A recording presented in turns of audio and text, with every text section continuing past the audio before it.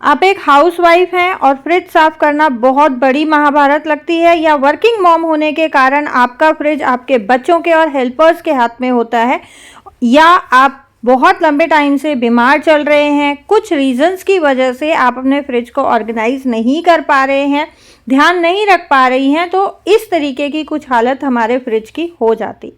But थोड़ी सी सूझबूझ और थोड़ी सी चालाकियों के साथ हम अपने फ्रिज को बहुत ही इजी तरीके से मेंटेन रख सकते हैं, वेल ऑर्गेनाइज्ड रख सकते हैं। आज इसी तरीके के कुछ टिप्स एंड ट्रिक्स मैं आप लोगों के साथ शेयर करूंगी। अगर मेरे एफर्ट्स आपको पसंद आते हैं तो उम्मीद करती हूँ आप वीडियो को लाइक करेंगे, चैनल सब्सक्राइब नहीं किया तो चैनल को सब्सक्राइब करेंगे, वीडियो को शेयर करेंगे फैमिली एंड फ्रेंड्स के साथ, ताकि हमारी यूट्यूब फैमिली की कम्युनिटी और स्ट्रॉन्ग और बड़ी हो पाए।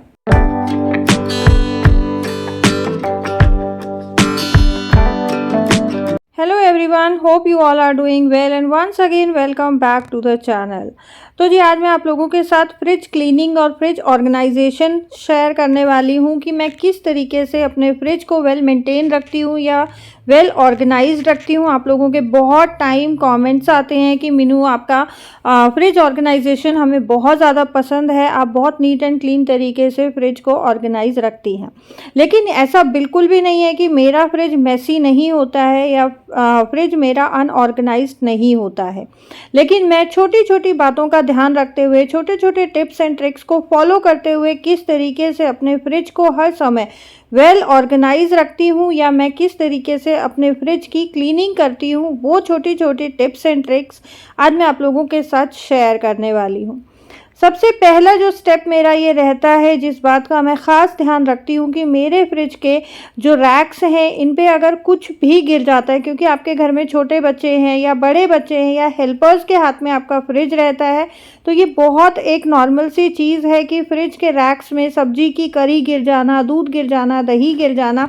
तो ऐसे समय पे मैं तुरंत से ही उनको क्लीन करती हूँ, बात के लिए मैं बिल्कुल नहीं छोड़ती हूँ। दूसरा जो मेरा स्टेप है जिसका मैं बहुत रेगुलरली ध्यान रखती हूँ कि मेरे फ्रिज के रैक्स पे जो फ्रिज का मॉइस्चर जम जाता है, जो हमें ऊपर नीचे थोड़ा पानी सा दिखाई देता है, उसको मैं रेगुलरली माइक्रोफाइबर कपड़े से क्लीन करती रहती हूँ, जिसके कारण हमारे जो फ्रिज के रैक्स हैं वो प्रॉपरली विजिबल होते हैं, हमें पता रहता है कि हमारे कौन से रैक में हमने कौन सा सामान रखा है। थर्ड टिप है जो आप फॉलो कर सकते हैं अपने फ्रिज को क्लीन रखने के लिए, हमारे फ्रिज के जितने भी ग्लास रैक्स हैं उनमें हम लाइनर्स बिछा सकते हैं, ताकि अगर बच्चों के हाथ से या हेल्पर्स के हाथ से कुछ भी गिरता है तो वो लाइनर्स पे गिरे, हमारे ग्लास पे ना गिरे, जिससे कि हमारे रैक ग्लासेस स्क्रैच फ्री और क्लीन रहें। हम लेडीज़ को हर टाइम अपने फ्रिज को ऑर्गेनाइज्ड और क्लीन दिखने के लिए एक हैबिट को रेगुलरली फॉलो करना होगा।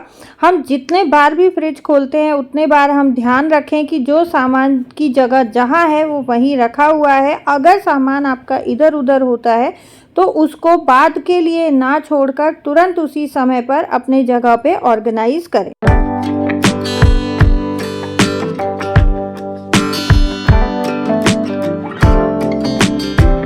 अगली टिप बहुत ही ख़ास और बहुत इम्पॉर्टेंट है हमारे फ्रिज को हर टाइम क्लीन और वेल ऑर्गेनाइज्ड रखने के लिए। हम बहुत बड़ी गलती करते हैं, जब सब्जियां लेके आते हैं तो पॉलीथीन्स में सब्ज़ी ऐसे के ऐसे रख देते हैं। उसको रिप्लेस करके मैंने कुछ वेजिटेबल ऑर्गेनाइज़र्स मंगाए हैं। मैं हमेशा ही अपनी सभी सब्जियों को इस तरीके के वेजिटेबल कंटेनर्स में स्टोर करके रखती हूँ। इससे हमारी लीफी वेजिटेबल्स या बाकी की वेजिटेबल्स फ्रेश तो रहती ही हैं, साथ ही हमारा फ्रिज बिल्कुल वेल ऑर्गेनाइज्ड रहता है, साफ़ सुथरा दिखाई देता है। मेरी कुछ एक सब्जियां और पन्नियों में रखी हुई थी, उनको भी मैंने ऑर्गेनाइजर्स में डाल के फ्रिज में अरेंज कर दिया है। अब घर में किसी को भी अगर सैलेड के लिए या सब्जियां बनाने के लिए सब्जी चाहिए तो वो पूरे फ्रिज को उथल पुथल नहीं करेंगे। ऊपर वाले शेल्फ में मैंने अरेंज किए हैं सभी अपने मिल्क प्रोडक्ट्स। अब बारी आती है फ्रिज डोर की। तो जी फ्रिज डोर में भी स्टोरेज के लिए काफ़ी सारे अलग-अलग कंपार्टमेंट्स बने होते हैं। तो मेरा मानना ये है कि हमें अपने प्रोडक्ट्स के हिसाब से हर कंपार्टमेंट को डिवाइड करना चाहिए।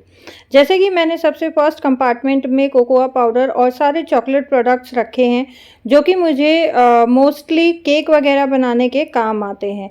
सेकंड जो कंपार्टमेंट है, इसमें एग ट्रेज़ हैं। एग हम लोग खाते नहीं हैं, तो ये ट्रेज़ मैं यूज़ करती हूँ नींबू रखने के लिए। मैं अपने फ्रिज में हर 1-2 दिन में कपड़ा लगाती रहती हूँ, इसलिए मेरा फ्रिज बहुत ज़्यादा गंदा नहीं होता है और फ्रिज को मुझे बहुत जल्दी-जल्दी डीप क्लीन नहीं करना पड़ता।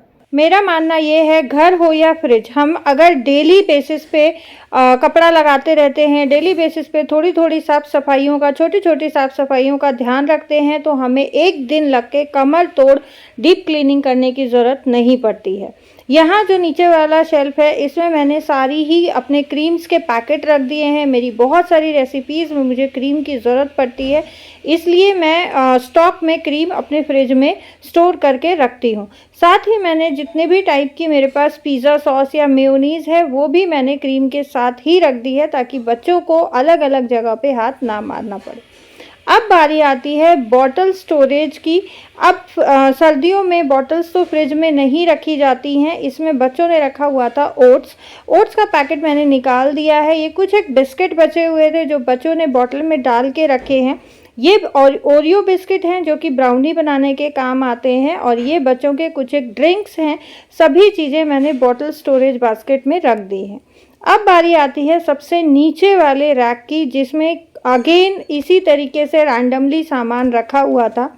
इस रैक में मैं रखती हूँ एक छोटी सी स्टोरेज बास्केट, और इस बास्केट के अंदर मैं वो सामान ऑर्गेनाइज करती हूँ जो मुझे बेसिकली सुबह नाश्ते की रेसिपीज़ में ज़रूरत होती है। जैसे कि मूंगफली दाना है, भुनी हुई चने की दाल है, इमली का पैकेट है, सूजी है। सुबह-सुबह हमारे पास बहुत शॉर्ट पीरियड होता है, नाश्ता, लंच, घर के काम, किचन के काम, बच्चों के काम, हस्बैंड के ऑफिस के काम, बहुत सारे ऐसे काम होते हैं कि हम छोटी-छोटी चीज़ों के लिए टाइम कंज्यूम करना उचित नहीं समझते हैं।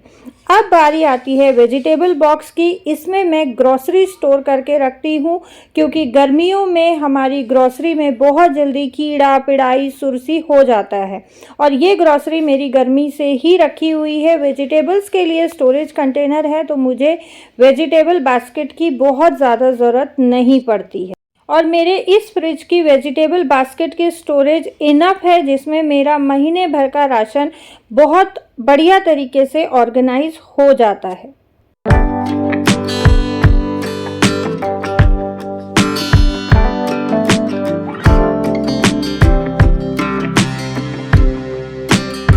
तो जी फ्रिज के मैं अपने इस ग्रॉसरी स्टोरेज को यहाँ आराम से तसल्ली से बैठ के ऑर्गेनाइज करूँगी, क्योंकि बच्चों ने इसमें बहुत ज़्यादा मेस क्रिएट किया हुआ है। खुले पैकेट्स भी इसी में हैं, बंद पैकेट्स भी इसी में हैं, और जब मैंने इसको निकाला तो मुझे लगा कि शायद इसमें कोई पैकेट खुला हुआ बच्चों से पलटा गया है, तो इसमें वैसे भी सामान बहुत सारा नीचे मुझे गिरा हुआ मिलने वाला है। अच्छा, अपने इन ग्रॉसरी आइटम्स को मैं 2 पार्ट्स में डिवाइड कर रही हूँ। एक मैं साथ में छोटी सी स्टोरेज बास्केट लेके बैठी हूँ, उसमें मैंने कुछ एक पैकेट्स डाले हैं।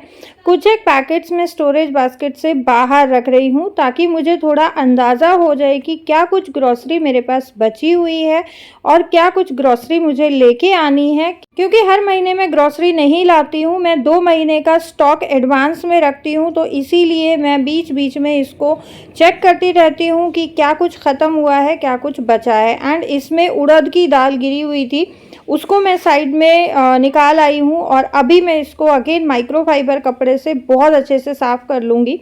बीच बीच में मैं इसको देखती रहती हूँ, खंगालती रहती हूँ, तो मैं वेजिटेबल बास्केट को भी साफ़ करती रहती हूँ, तो इतना ज़्यादा ये भी गंदी मुझे नहीं मिली। अब इसमें बारी आती है अपने पैकेट्स को अरेंज करने की। तो जी यहाँ मैंने दाल सारी एक साइड में लगा दी हैं, दलिया के पैकेट भी कई बचे हुए हैं, यहाँ पोहा के भी 3 पैकेट बचे हैं। अभी फ़िलहाल खुशी के पापा पोहा नहीं खा रहे हैं, इस वजह से मेरे पास 3 पैकेट अभी स्टॉक में हैं। दलिया के भी 3-4 पैकेट्स हैं, इमली का पैकेट है, और मैं बहुत ही सलीके से सारी चीज़ें अरेंज करके रखती हूँ। मसाले एक साइड पे, पोहा एक साइड पे, दलिया एक साइड पे एंड दालें एक साइड पे। अब ये जो छोटी बास्केट में मैंने पैकेट्स निकाले थे, ये सब खुले हुए पैकेट हैं जिनको यूज़ कर रहे थे बच्चे, और ये ऐसे के ऐसे फ्रिज स्टोरेज में बच्चों ने रख दिए हैं। अब इनको मैं फ्रिज में नहीं रखूँगी, इनको मैं पैक करके रखूँगी। और पैक करने के लिए अगर हमारे पास बहुत सारे पैकेट्स हैं तो बहुत सारी क्लिप्स चाहिए, रबर बैंड्स चाहिए, लेकिन मैं आपके साथ एक ऐसी ट्रिक शेयर करने वाली हूँ आने वाली वीडियोज़ में कि आपके लिए ये चीज़ें बहुत ईजी हो जाएंगी। तो आने वाली वीडियोज़ में बने रहें, और मेरी आज की वीडियो अगर पसंद आई हो तो वीडियो को लाइक करें, चैनल को सब्सक्राइब करें। अब बारी आती है वेजिटेबल बास्केट स्टोरेज के नीचे के एरिए को साफ़ करने की। इसको अब मैं गीले कपड़े से अच्छे से पोंछ के और उसके बाद एक बार सूखे कपड़े से अच्छे से पोंछ दूंगी, क्योंकि ये निकालती हूँ मैं बहुत रैंडमली। इसको डालने में और निकालने में इसके नीचे व्हील्स हैं तो थोड़ा सा एफर्ट लगता है। तो मेरी कोशिश ये रहती है कि जिस दिन मैं इसको निकालूं उस दिन मैं इस बास्केट के नीचे से अच्छे से डीप क्लीन कर दूं।